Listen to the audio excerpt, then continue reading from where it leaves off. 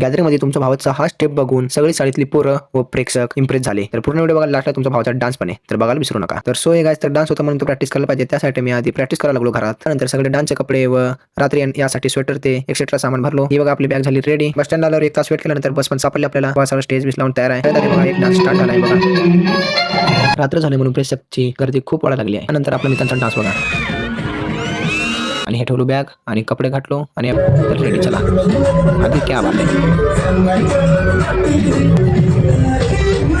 त्यानंतर आपला भूलभुलैया.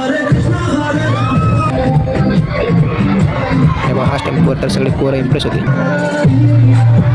एक स्टेप बघा.